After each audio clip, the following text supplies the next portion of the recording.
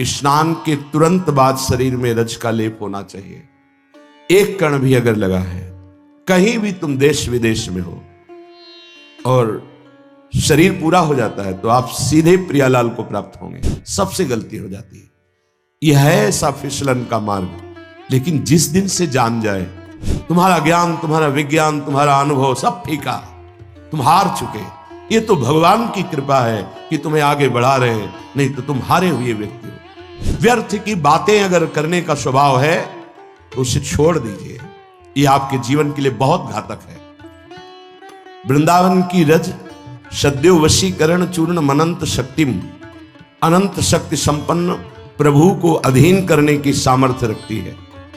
इसलिए पुनः प्रार्थना है, ये हृदयों में प्रिया प्रीतम का चिंतन शून्य होकर के माया में विचरण करने का जो स्वभाव अनंत जन्मों से बना है, इसको बदलिए। तुम किसी का कुछ बिगाड़ नहीं सकते हो, तुम अपना ही पतन करोगे। राग द्वेष वाला स्वयं नष्ट हो जाता है, किसी को नष्ट नहीं कर सकता। हरिजू की बड़ी कृपा हुई कि हमें सतमार्ग मिला है। हम राग द्वेष की वृत्तियों को मिटाने के लिए रज का सेवन करें। स्नान के तुरंत बाद शरीर में रज का लेप होना चाहिए। रज का सेवन न करने वाला रजोगुण के द्वारा मारा गया, देखा गया, मारा गया, बुद्धि भ्रष्ट हुई, इसका मतलब नष्ट हो गया। परमार्थ से भ्रष्ट हो जाना ही मारा जाना है। परमार्थ का सूत्र यदि हमारे सिद्धांत हमारे जीवन में नहीं, तो फिर वो मृत देह माना जाता है। जिन हरि भगति हृदय नहीं आनी, जीवित सब समानते प्राणी। वो मृत देह माना गया जिसमें शास्त्रीय सिद्धांत के आचरण नहीं और भगवान नाम जप प्रेम नहीं। कैसे उपासक है कि नाम जप छोड़कर प्रपंच की वार्ता में सुख ले रहे हैं। कैसे उपासक है प्रिया प्रीतम की तरफ से दृष्टि हटाकर किसी और की तरफ देखने की इच्छा कर रहे हैं। अभी समझ में नहीं आ रहा। सिर्फ अपनी कामनाओं की चाह, सिर्फ अपने मनमानी बात, ये जीवन को नष्ट कर देगी। शास्त्र प्रमाणित गुरुदेव के वचनों के अनुसार चलो, थोड़े दिनों की बात है, जलकर पावन होकर श्री जी को प्राप्त हो जाओगे। जब हमारी प्रिया जो कदावा मदा घूर्णदा कर्ण नेत्रा कुली भूय वृंदावन श्री रसेन, वृंदावन में रस से विकल हो जाती है, नेत्र प्रेम घूर्णित हो जाते हैं, तो निजांगम मुदा गुंठे तद रजो भी प्रियाली, ऐसे रज लेती है, बड़े प्यार से देखती है, मेरी वृंदावन की रज है। और निजांगम मुदा, आनंदित होती हुई अपने अंगों में वृंदावन की रज का लेप करती है। श्री जी हमारी स्वामिनी जी सुविस्मापिनी भाति राधा, और सखियों को आश्चर्यचकित होकर महिमा का वर्णन करती कि प्रिय सखियों, वृंदावन की रज मुझे कितना सुख प्रदान कर रही है। अगर ऐसी रज से आप वंचित हैं, तो आप कैसे राधा चरणारविंद की प्रीति प्राप्त कर पाएंगे। रज शरीर में लगी होगी, एक कण भी अगर लगा है, कहीं भी तुम देश विदेश में हो और शरीर पूरा हो जाता है, तो आप सीधे प्रियालाल को प्राप्त होंगे। ये बड़े बड़े महापुरुषों की बात है। ये रजरानी का अद्भुत प्रभाव है। कहीं भी जाओ, अगर बाहर रहते हो तो तुम्हारे पास रजरानी, चरणामृत और वाणी जी, ये साथ होनी चाहिए। मान लेना प्रार्थना, कहीं भी हो तुम्हारे पास होना चाहिए। जैसे वाणी जी है, कंठस्थ है संपूर्ण वाणी, कोई बात नहीं, वाणी जी साथ है। रजरानी, चरणामृत, ये अपने पास होना चाहिए। अगर हम शयन करते हैं तो हमारे सिरहाने चरणामृत, रजरानी, प्रसादी, गुरुदेव की चरण प्रसादी, मोजा, पादुका, यही हमारी तकिया है। ये इसलिए कह रहा हूं, बुद्धि शुद्ध होने के लिए।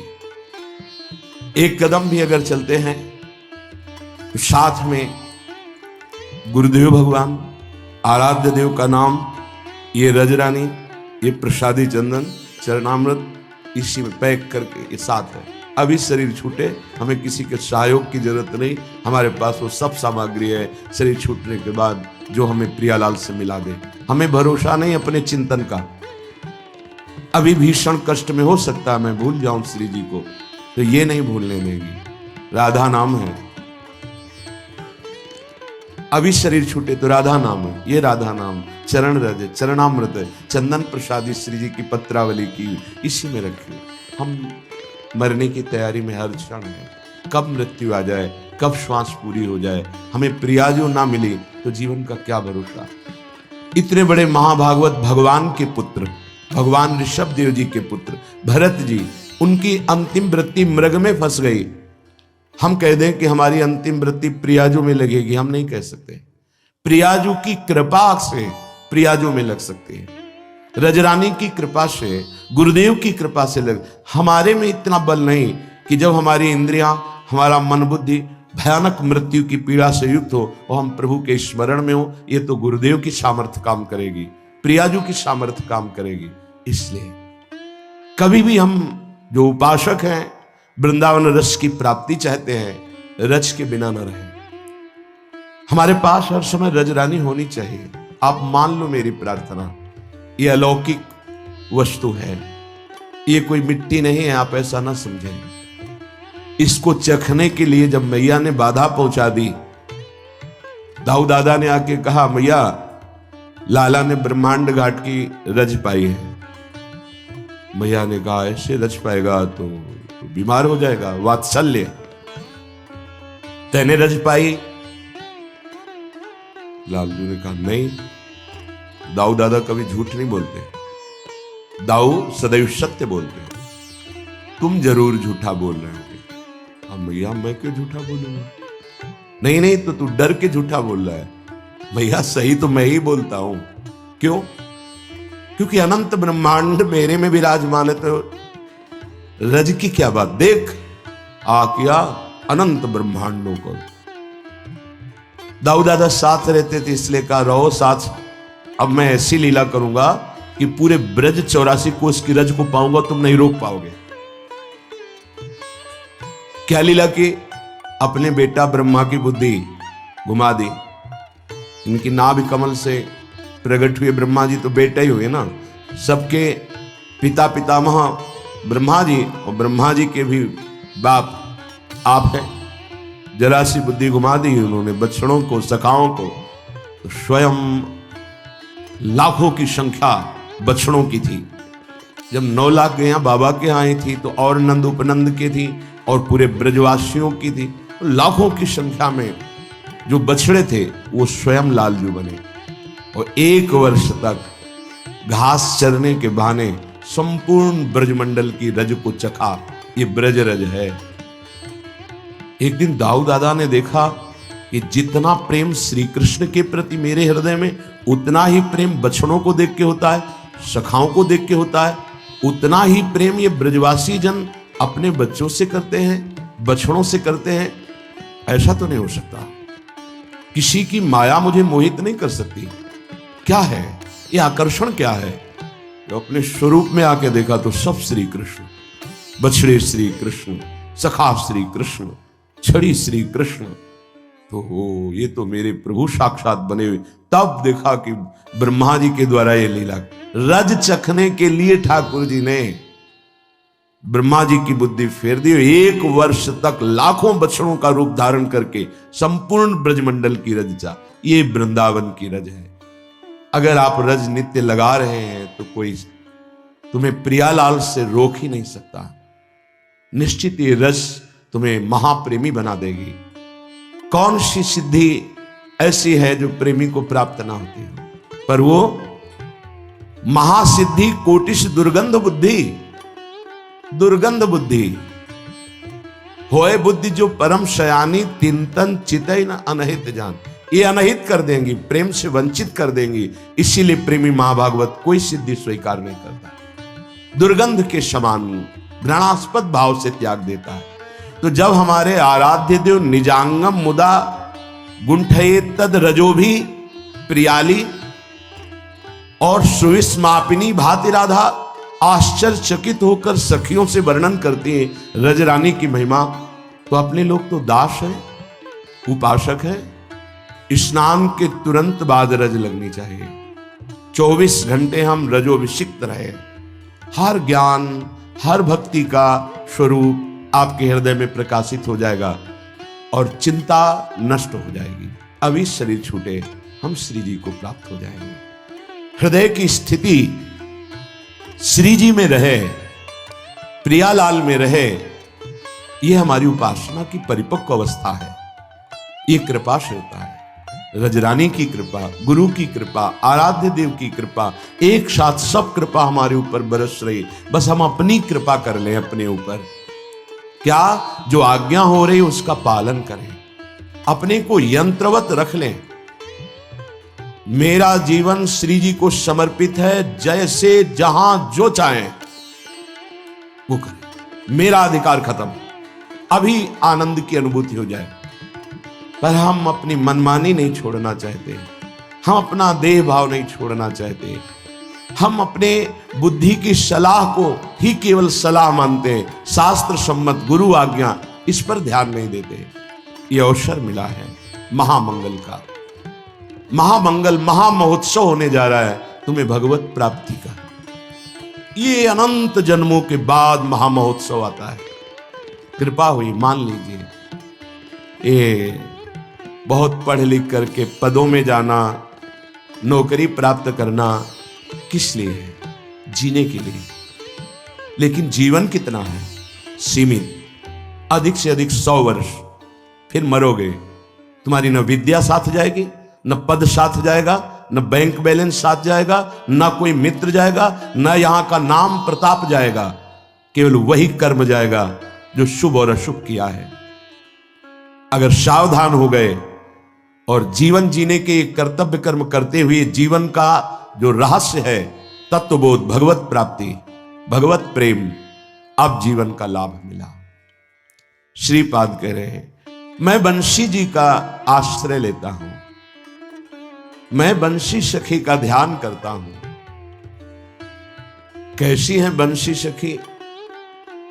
जो महा आनंद स्वरूप वृंदावन का आश्रय ले लेता है, तो उसके हृदय को जैसे बहलिया बाण से बेंध करके मृग को एक कदम चलने लायक नहीं रखता, ऐसे बंसी जी प्रेम से बीन कर मन को पंग बना देती है। अपने लोगों को बड़ा सौभाग्य मिला कि हमारी आचार्य ही बंसी जी हैं। बंशी स्वरूपा हरिवंश महाप्रभु, और इनका नाद है श्रीमद चतुराशी जी। और ये मन को ऐसे पंग कर देती है कि प्राण रमी रही हरिवंश वाणी। ये युगल सरकार नेत्रों में समाये रहते हैं, रोज सत्संग में सुनते हैं। क्यों नहीं आपके आ रहे हैं? क्या आप हरिवंश महाप्रभु का हृदय से आश्रय नहीं लिए क्या? देखो, क्या बंशी सखी का आश्रय नहीं लिए क्या? अगर कहते हैं हां, तो कह रहे तू बालक नहीं भर्यो शयानक, काहे कृष्ण भजत नहीं नीके। अय मंदमती, अब तू बालक नहीं रहा, बहुत चतुर बन रहा है, ठीक से भजन क्यों नहीं करता? आचार्य चरण जी डांट रहे हैं। एक है तंदुल जल, चावल का धोवन, एक है कामधेनु का दुग्ध। कामधेनु के दुग्ध का त्याग करके चावल का धोवन पी रहा है। किस बात की चतुरता तेरी?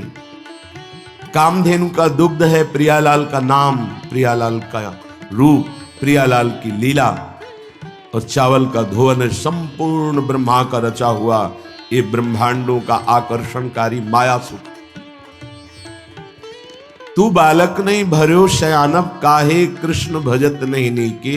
अति सुमिष्ट तजीव सुरभिन पै, मन बंधत तंदुल जल फीके।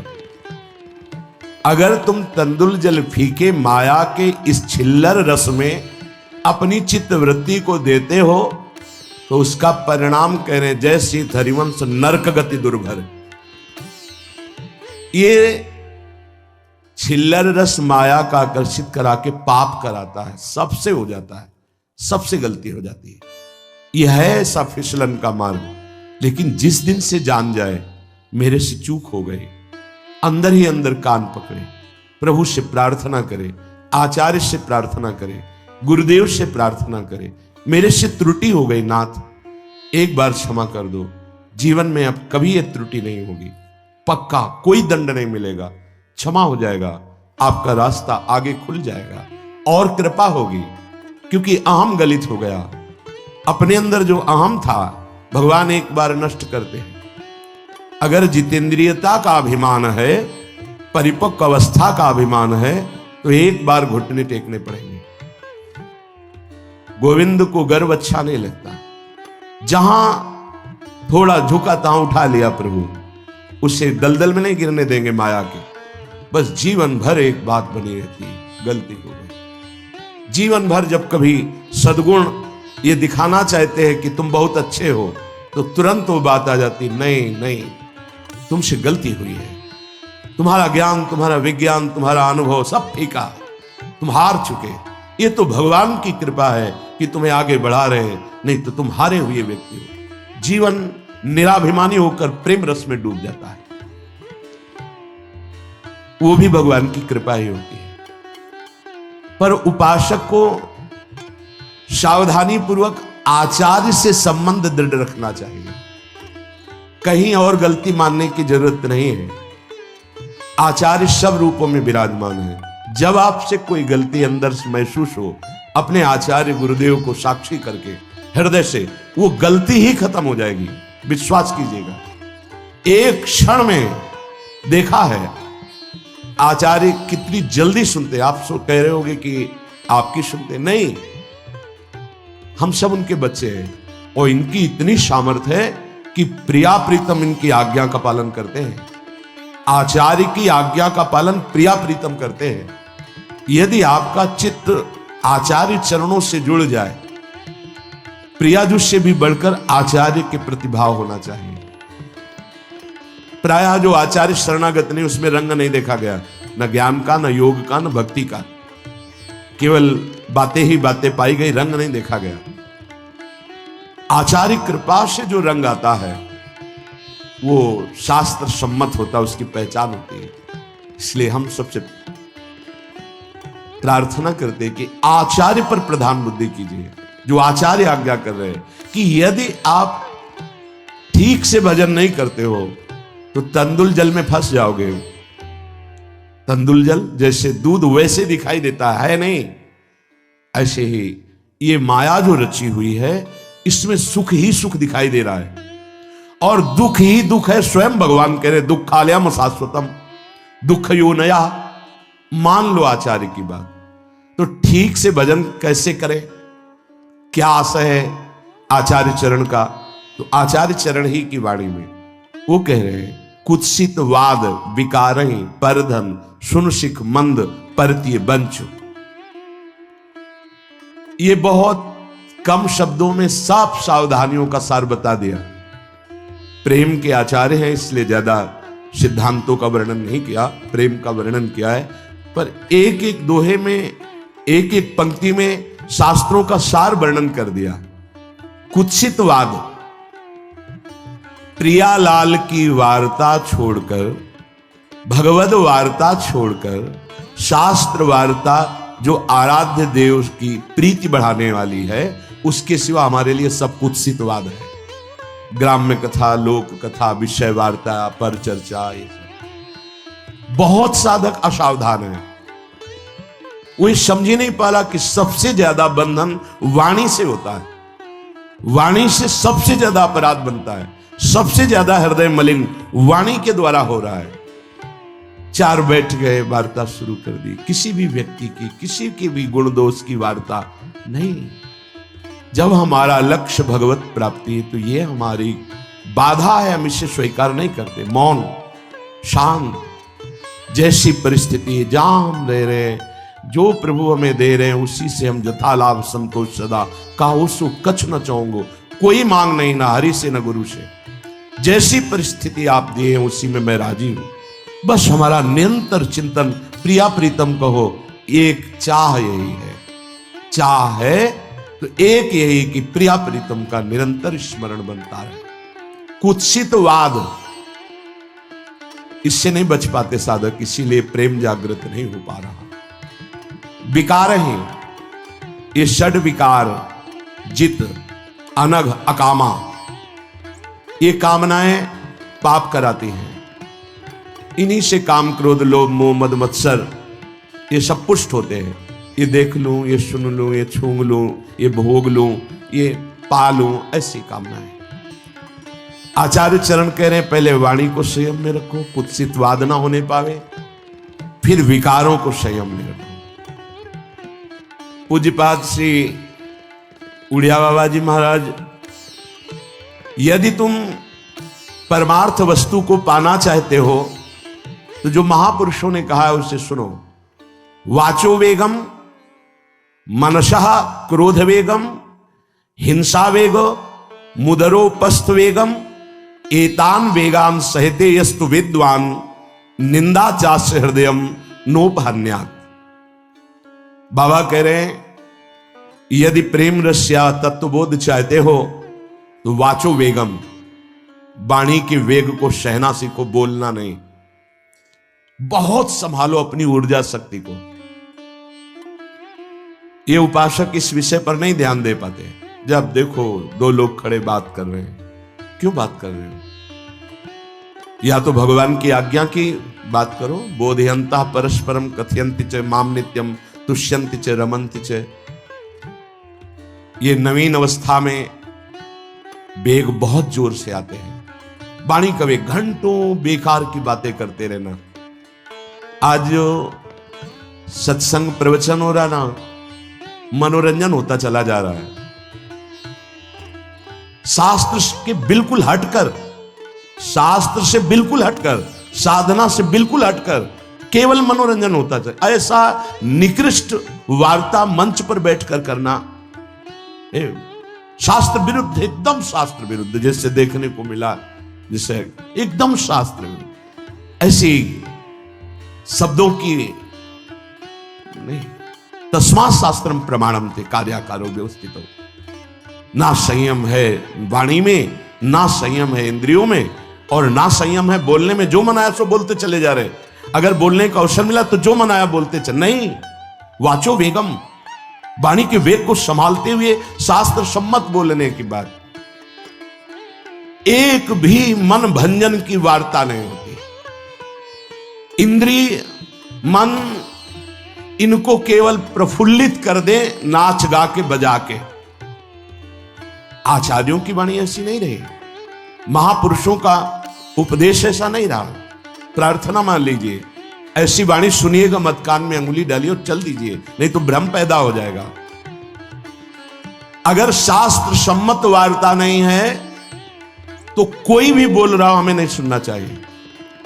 ये प्रवचन, ये सत्संग, ये श्रीमद् भागवत का साप्ताहिक अनुष्ठान, ये जगत मंगल के लिए है, ये मनोनिग्रह के लिए है, ये इंद्रिय निग्रह के लिए है।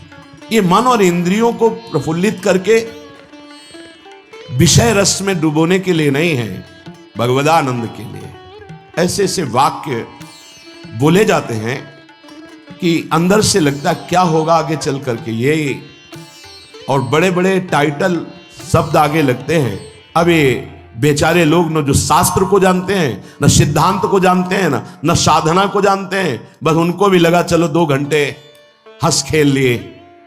अरे ये जो मंच होता है, ये जो उपदेशक का पद होता है, ये जीवों के परम कल्याण के लिए होता है।